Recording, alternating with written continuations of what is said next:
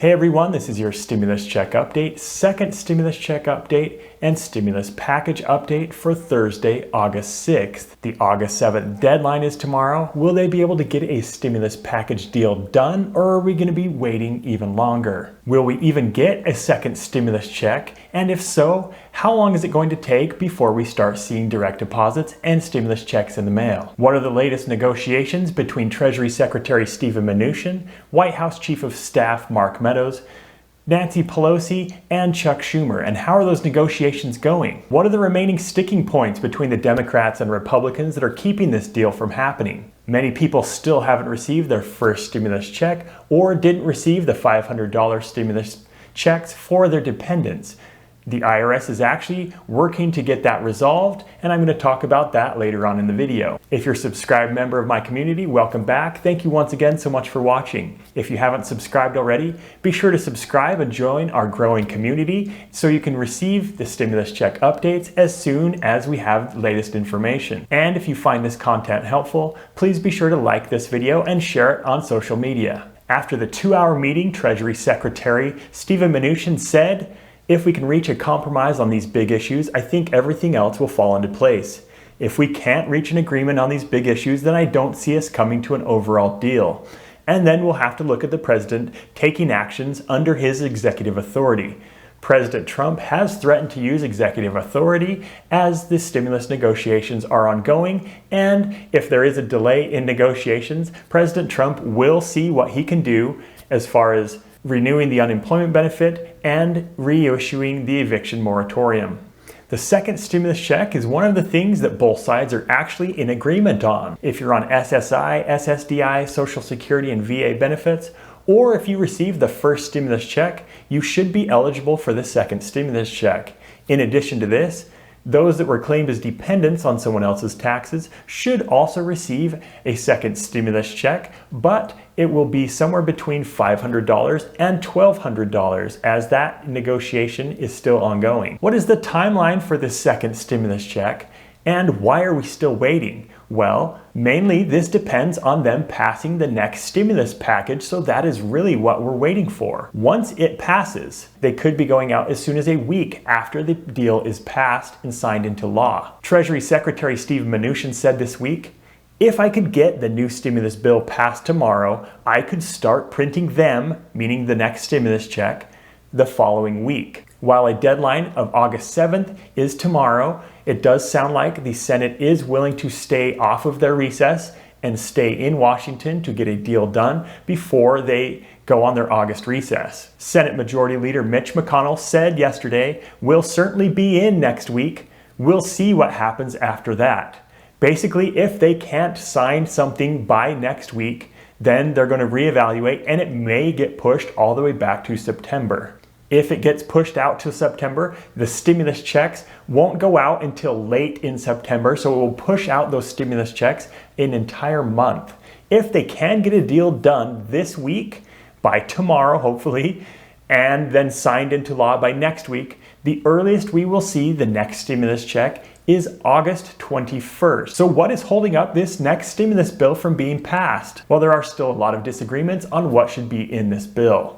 I do think it's ridiculous that they can't just pass a straightforward bill that includes 3 major components. Those 3 major components are, number 1, a second stimulus check of $1,200. They already agree on that, and that doesn't seem to be a sticking point. Number 2, the unemployment extension of $600 per week or $400 per week, depending on which side of the aisle you're on. The third thing that should be on this next stimulus check is an eviction moratorium. That should be in there, and I think it will be in there. Those are the 3 things. They agree on 2 out of those 3, and they actually agree on the unemployment extension except for the amount. Those are the 3 things that need to be in this next stimulus bill. Just get those 3 things done and pass something. However, on both sides, they're wanting to add a bunch of extra provisions into this bill, and a lot of those provisions are what's holding things up. Politico reports that the White House and the Republicans have made 3 offers on many of the sticking points to Nancy Pelosi and Senate Minority Leader Chuck Schumer. Those 3 offers are, first,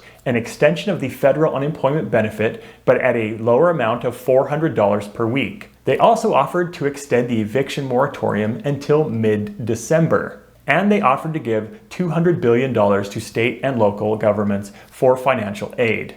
The House had proposed $1 trillion in aid as part of the HEROES Act, and the Senate had offered $0 as part of the HEALS Act. In addition to the $200 billion that the Senate is offering, they would also extend the restrictions on what the states and local governments could use the previous funds that have tens of billions of dollars that are still unused as part of the previous package. The Democrats have thus far rejected all of these offers and aren't seeming to budge at all. In fact, Nancy Pelosi said regarding lowering the $600 per week unemployment bonus, there is no in between. And she reiterated that point and the fact that they will not move from the $600 amount again when she repeated, there is no in between. On the other hand, the Republicans have actually moved a lot of their positions closer to what the Democrats have been proposing. But as I shared in my previous video, the Democrats seem to be holding all the power in these negotiations and are using the fact that Republicans will get blamed if nothing passes as a negotiation chip, and it seems to be working because Republicans are budging and moving closer to what the Democrats are offering, and the Democrats really aren't moving from their positions at all. Regarding the offers the Republicans have been giving lately, White House Chief of Staff Mark Meadows said, "I would characterize concessions made by Secretary Stephen Mnuchin and the administration as being far more substantial than the concessions that have been made by the Democrat negotiators." And I would actually agree with him. The Democrats really just are not moving at all at this point. Senate Minority Leader Chuck Schumer told reporters after a recent meeting, "We're still slogging through step by step by step, and we're making progress. It's not easy, but we're going to keep at it until we get the kind of bill the American people demand and need, which is a bold, strong bill." Both the House and the Senate want to extend the eviction moratorium, and the Senate has come on board with that and said that they are willing to do it until mid-December. However, the Democrats and the House of Representatives have actually moved the goalpost on that one and have asked now for more aid for renters rather than just an eviction moratorium. So at this point, not only are Nancy Pelosi and the House of Representatives not budging from their original proposals, they are actually asking for more than they were originally asking for. And the Senate has actually tried to move closer to the House of Representatives, but the House of Representatives is not moving any closer to the Senate. This is a calculated move on the part of Nancy and the House of Representatives, but it does seem to be working, and it kind of is the Senate's fault as well because they waited so long to come up with their own proposal, and where they only came up with their proposal last week. If they'd come up with a proposal weeks ago, there wouldn't be this critical deadline that makes them look like the bad guys in this whole thing. For those of you that didn't receive your first stimulus check, the IRS is working with the Tax Advocacy Service, an independent organization with the IRS that is stepping in to help. Aaron Collins, a national taxpayer advocate, said, although the IRS accurately delivered these payments to the overwhelming majority of eligible individuals, millions still have not received some or all of the amounts Congress authorized, and many desperately need the money. Starting August 10th, the Taxpayer Advocacy Service will provide assistance to the IRS to correct issues for the first stimulus check payments. If you didn't get the first stimulus check, keep checking the Get My Payment tool. In addition to that, if you are not required to file taxes, please fill out the non-filers tool if you haven't received the first stimulus check.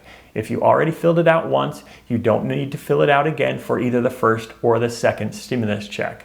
If you're on SSI, SSDI, Social Security, or VA benefits, I know the IRS website tells you not to use the non-filers tool, but I have had a bunch of people that are on SSI, SSDI, Social Security, and VA benefits and have used the non-filers tool and received their stimulus check within 2 to 3 weeks. And I've had a bunch of them come back to my comments section and say, please use the non-filers tool. I used it and I got my check soon thereafter. If you still don't have a payment and you've used the non-filers tool and you're checking the Get My Payment tool and it's saying payment status not available, then you can try calling the IRS at 1-800-919-9835. At this point, the second stimulus check does appear to be happening, but they do need to reach a deal, and they really need to reach a deal by tomorrow.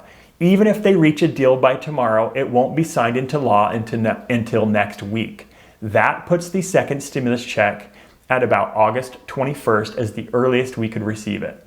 If the deal doesn't get done by next week and is not signed by next week, that really could push it out into September.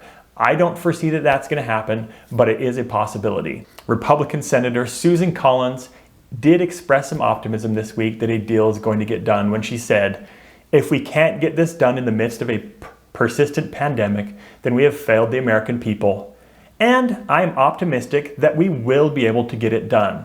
I do agree with her, and it does sound like they're getting closer to a deal, although there are still a bunch of negotiations that are going on. Thank you once again for watching. I do really appreciate you. You will get through this. I know that you will. I hope that these videos do bring you a little bit of hope during these difficult times. It's been rough for so many people, and I know it's probably been rough for a lot of you. Well, I do hope that you have a great rest of your day, and I will talk to you again soon.